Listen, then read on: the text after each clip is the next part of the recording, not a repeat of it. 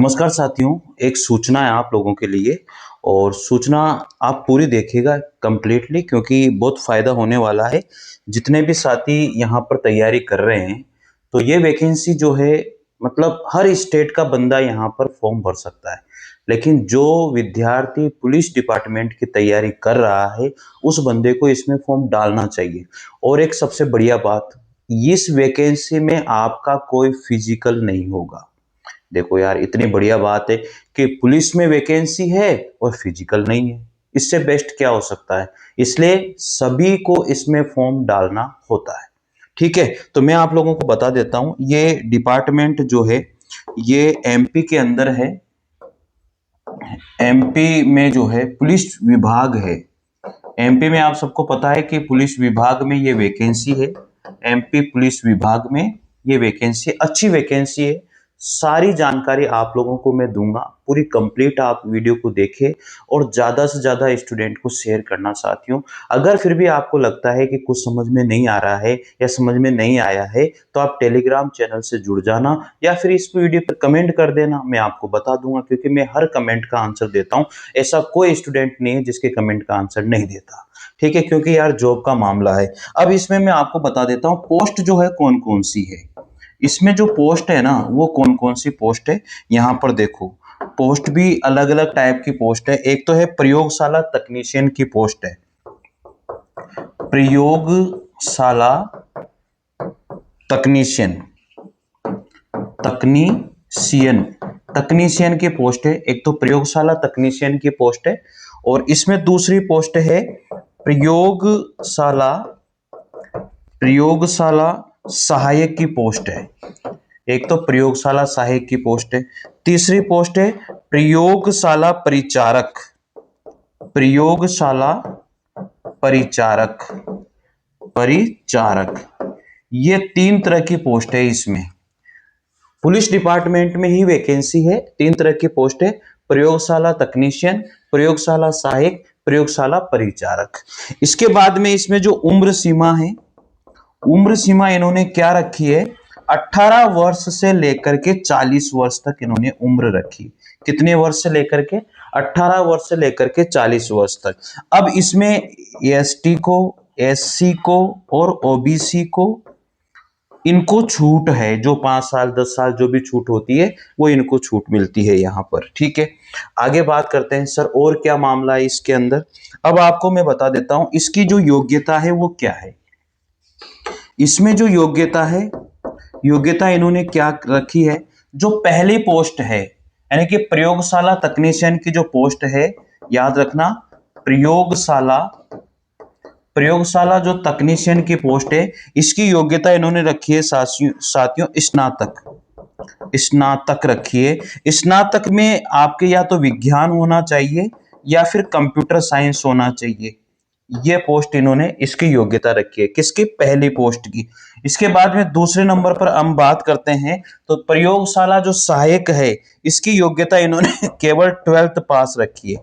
क्या रखी है, प्रयोगशाला सहायक की जो योग्यता है वो 12th पास रखी है। तीसरा है प्रयोगशाला परिचारक। क्या है, प्रयोगशाला परिचारक। तो तीसरी पोस्ट की जो योग्यता इन्होंने रखी है वो 10th पास रखी है। क्या रखी है, 10th पास।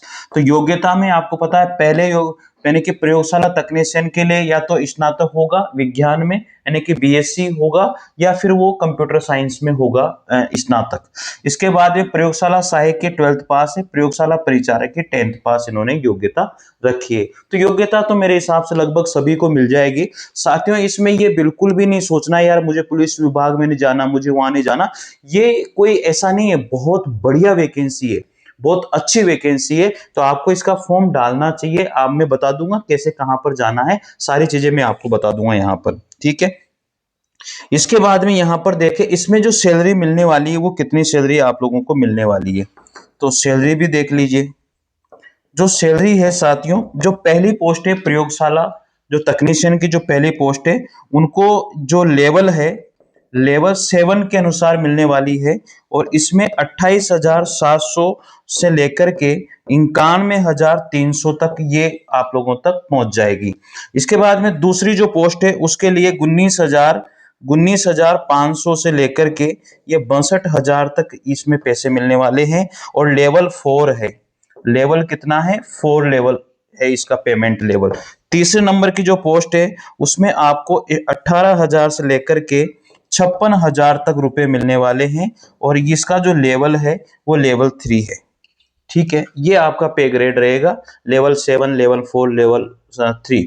और मैंने आपको सैलरी बता दी, अच्छी खासी सैलरी है, गवर्नमेंट जॉब है यार, परमानेंट जॉब है, इसमें कोई ऐसा नहीं है, परमानेंट जॉब है, यहाँ पर कोई फर्जीवाड़ा नहीं है, अच्छी पोस्ट है। ठीक है, उसके बाद में हम चलते हैं यहाँ पर, सर इसमें चयन कैसे होगा।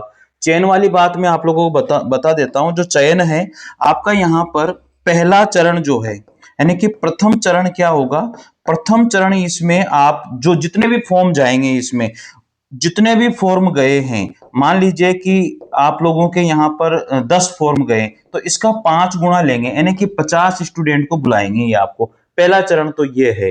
कुल मिला के बात ये है, पहले चरण में जितने भी फॉर्म जाएंगे जिस भी वैकेंसीज के लिए, उसका 5 गुना ये आप लोगों को बुलाएंगे।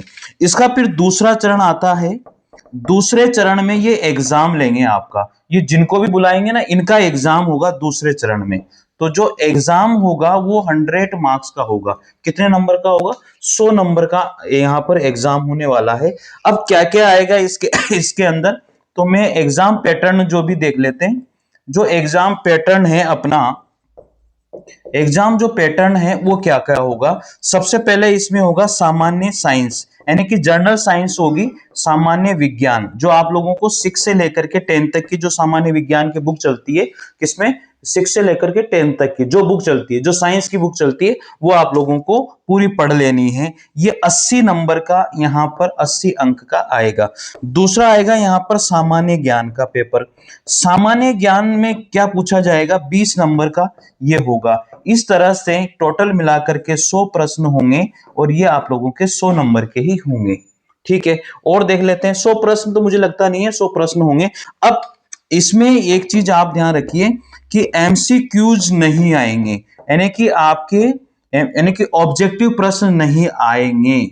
कि कौन से प्रश्न नहीं आएंगे, ऑब्जेक्टिव प्रश्न इसमें नहीं आएंगे, ये सबसे इंपॉर्टेंट बात है। तो सर फिर कौन से प्रश्न इसमें आने वाले हैं, तो जो प्रश्न आएंगे या तो रिक्त स्थान वाले प्रश्न आएंगे, रिक्त स्थान वाले प्रश्न आएंगे, या फिर एक शब्द में उत्तर देने वाले प्रश्न होंगे।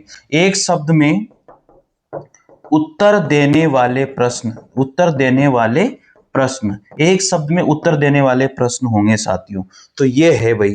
तो आप लोगों को अब क्या करना है कि सर फिर कैसे पता लगाएंगे, कहाँ जाएंगे, कैसे होगा, तो आप लोगों को टेलीग्राम चैनल से जुड़ जाना है। मैं वहां पर वैकेंसी ये डाल दूंगा, वैकेंसी पूरी की पूरी पीडीएफ ही डाल दूंगा, तो आपको फॉर्म भरने में समस्या नहीं आएगी। उसको पूरा पढ़ लीजिएगा, क्या क्या कैसे कैसे प्रोसेस है, सारी जानकारी मिल जाएगी। और इसकी लास्ट डेट अभी शायद 25 तारीख ऐसे कुछ है। ठीक है, तो आप फॉर्म भर दीजिएगा इसका। और फॉर्म भरने में चूके मत, क्योंकि इसमें फिजिकल नहीं है, फिजिकल नहीं है तो फिर समस्या है ही नहीं। इसका मतलब हमारे लिए नॉर्मल वैकेंसी है। तो आप फॉर्म 100% भरिएगा इसका, और जितने फॉर्म जाएंगे उसका 5 गुना बुलाएंगे। फिर 5 गुने के बाद में जो दूसरा चरण होगा उसमें ये पेपर लेंगे 100 नंबर का, और उसमें एमसीक्यूज क्वेश्चन नहीं होंगे, यानी कि एमसीक्यूज क्वेश्चन की जगह वो आपका एक शब्द में उत्तर और एक स्थान वाले प्रश्न दिए जाएंगे।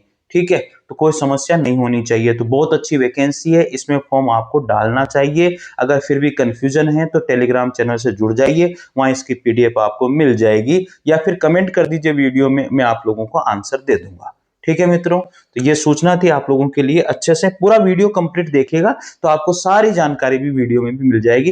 क्या पैटर्न है, कौन सी पोस्ट है, कितने मार्क्स का पेपर है, सारी चीजें भी मैंने इस वीडियो में कवर कर दी है। आधा अधूरा आप लोग चीजें देखते हो ना तो फिर समस्या आ जाती है। धन्यवाद आपका, इसी तरह प्यार बनाए रखिए। और ये इस तरह की वैकेंसीज की सूचना के लिए चैनल से जुड़ना मत भूलिए, टेलीग्राम चैनल से जुड़ना मत भूलिए। ठीक है साथियों, चैनल को जरूर सब्सक्राइब कीजिएगा। मिलते हैं अगली वैकेंसी की सूचना के साथ, तब तक के लिए जय हिंद, जय भारत, थैंक यू।